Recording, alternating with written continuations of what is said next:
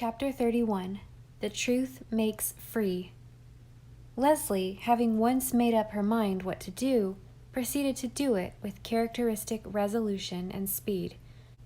House cleaning must be finished with first, whatever issues of life and death might await beyond. The gray house up the brook was put into flawless order and cleanliness, with Miss Cornelia's ready assistance. Miss Cornelia, having said her say to Anne, and later on to Gilbert and Captain Jim, sparing neither of them, let it be assured, never spoke of the matter to Leslie. She accepted the fact of Dick's operation, referred to it when necessary in a businesslike way, and ignored it when it was not. Leslie never attempted to discuss it. She was very cold and quiet during these beautiful spring days. She seldom visited Anne, and though she was invariably courteous and friendly, that very courtesy was an icy barrier between her and the people of the little house. The old jokes and laughter and chumminess of common things could not reach her over it. Anne refused to feel hurt. She knew that Leslie was in the grip of a hideous dread, a dread that wrapped her away from all little glimpses of happiness and hours of pleasure. When one great passion seizes possession of the soul, all other feelings are crowded aside. Never in all her life had Leslie more shuddered away from the future, with more intolerable terror. But she went forward as unswervingly in the path she had elected as the martyrs of old walked their chosen way, knowing the end of it to be the fiery agony of the stake. The financial question was settled with greater ease than Anne had feared. Leslie borrowed the necessary money from Captain Jim, and, at her insistence, he took a mortgage on the little farm. "So that is one thing off the poor girl's mind," Miss Cornelia told Anne, "and off mine, too. Now, if Dick gets well enough to work again, he'll be able to earn enough money to pay the interest on it. And if he doesn't, I know Captain Jim will manage some way that Leslie won't have to. He said as much to me. 'I'm getting old, Cornelia,' he said, 'and I've no chick or child of my own. Leslie won't take a gift from a living man, but mebbe she will from a dead one. So it will be all right as far as that goes. I wish everything else might be settled as satisfactorily. As for that wretch of a Dick, he's been awful these last few days. The devil was in him, believe me. Leslie and I couldn't get on with our work for the tricks he'd play. He chased all her ducks one day around the yard till most of 'em died, and not one thing would he do for us. Sometimes, you know, he'll make himself quite handy, bringing in pails of water and wood, but this week, if we sent him to the well, he'd try to climb down into it. I thought once, if you'd only shoot down there head first, everything would be nicely settled." "Oh, Miss Cornelia!" "Now, you needn't Miss Cornelia me, Anne dearie. Anybody would have thought the same. If the Montreal doctors can make a rational creature out of Dick Moore, they're wonders." Leslie took Dick to Montreal early in May. Gilbert went with her, to help her, and make the necessary arrangements for her. He came home with the report that the Montreal surgeon whom they had consulted agreed with him that there was a good chance of Dick's restoration.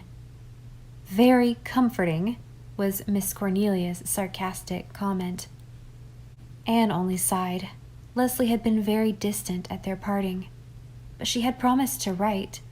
10 days after Gilbert's return, the letter came. Leslie wrote that the operation had been successfully performed and that Dick was making a good recovery. "What does she mean by successfully?" asked Anne. "Does she mean that Dick's memory is really restored?" "Not likely, since she says nothing of it," said Gilbert. "She uses the word successfully from the surgeon's point of view. The operation has been performed and followed by normal results, but it is too soon to know whether Dick's faculties will be eventually restored, wholly or in part. His memory would not be likely to return to him all at once. The process will be gradual, if it occurs at all." "Is that all she says?" "Yes, there's her letter. It's very short. Poor girl, she must be under a terrible strain. Gilbert Blythe, there are heaps of things I long to say to you, only it would be mean." "Miss Cornelia says them for you," said Gilbert with a rueful smile. She combs me down every time I encounter her. She makes it plain to me that she regards me as little better than a murderer, and that she thinks it a great pity that Dr. Dave ever let me step into his shoes. She even told me that the Methodist doctor over the harbor was to be preferred before me. With Miss Cornelia, the force of condemnation can no further go. If Cornelia Bryant was sick, it would not be Dr. Dave or the Methodist doctor she would send for, sniffed Susan. She would have you out of your hard-earned bed in the middle of the night, Doctor dear, if she took a spell of misery, that she would. And then she would likely say your bill was past all reason. But do not mind her, Doctor dear. It takes all kinds of people to make a world. No further word came from Leslie for some time. The May days crept away in a sweet succession, and the shores of Four Winds Harbor greened and bloomed and purpled. One day in late May, Gilbert came home to be met by Susan in the stable yard. "I am afraid something has upset Mrs. Doctor dear," she said mysteriously. "She got a letter this afternoon, and since then she has just been walking round the garden and talking to herself. You know it is not good for her to be on her feet so much, Doctor dear. She did not see fit to tell me what her news was, and I am no pry, Doctor dear, and never was. But it is plain something has upset her, and it is not good for her to be upset." Gilbert hurried rather anxiously to the garden. Had anything happened at Green Gables?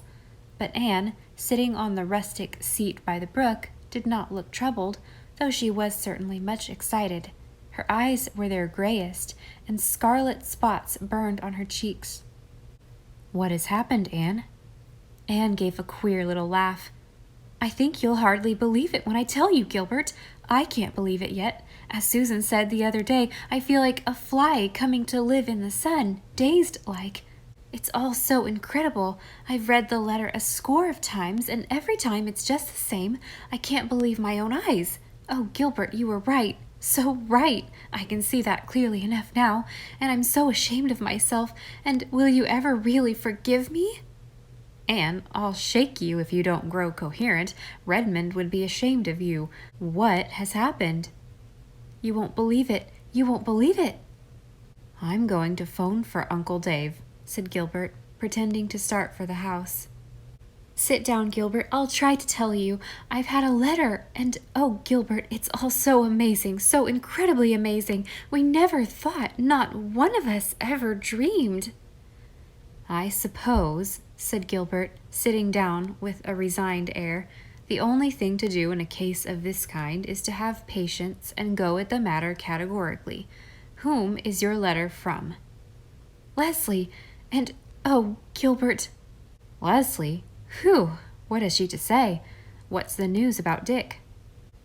Anne lifted the letter and held it out, calmly dramatic in a moment. "There is no Dick.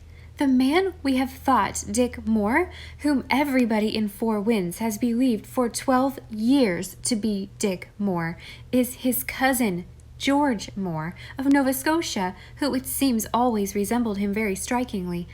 Dick Moore died of yellow fever 13 years ago in Cuba.